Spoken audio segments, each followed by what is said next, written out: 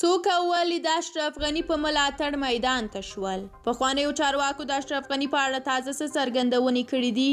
ویډیو تر اخره وګورئ او چینل هم سبسکرایب کړئ. د افغانستان د تیر ولسمشر محمد اشرف غني په اړه د OCCRP راپور ته افغانانو بیلابیل غبرګونونه ښودلي. دوی ویلي دي چې دغه راپور د ښاغلي غني د شخصیت وژنې یوه ناکامه هڅه ده او هغه یو پاک او په وطن مین شخصیت دی.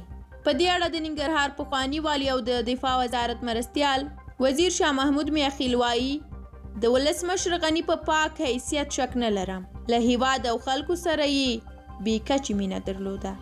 بلخوا د خوست پخواني والي محمد حلیم فدایي لیکلي له ولسمشر اشرف غني سره شخصي دښمنۍ مه کوئ. هغه فاسد نه و.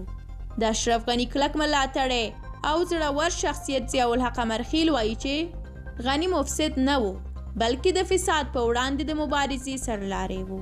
او په همدې حال کې د ستر جنرال رازق ورور تادین خان په نره ویلي تر نن ورځې پورې هیڅ چا هم نشو کړی چې پر ولسمشر غني کوم فساد ثابت کړي.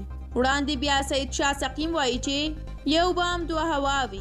بشار الاسد په دې فاسد بلل شوی دی چې د واک لپاره یې جنګ غځولی او خلک یې وژلي. خو بیا ولسمشر غني په دې فاسد اعلان شوی دی چې جنګ یې نه دی کړی. چې ورځ د چپه شي نو بیا سمې چارې هم کږیږي. هغه د چا خبره خر هم بیا داس پاکټونه کوي. د ولسمشر غني چې بخت بیدار و کله به د نړۍ دویم متفکر، کله به دریم ښه استاد او کله به په بل ښه نامه یادېده. اوس یې د لارې ملغل او نړۍ یې د کال فاسد بولي. بخت چې کوټې شي پاچاهان ټکرې خوري نه. او دې ته ورته بیا په ټولنیزو رسنیو کې ګڼ شمېر افغانانو د ولسمشر غني کلک ملاتړ کړی دی او هغه یاد راپور یې غندلی دی. تاسو هم خپل نظریات را سره د ولسمشر په اړه او همدارنګه د دغه غبرګونونو په اړه را سره په کومنټ کې شریک کړئ. موږ ستاسو نظرونه لولو. تر بلې ویډیو د خدای په امان.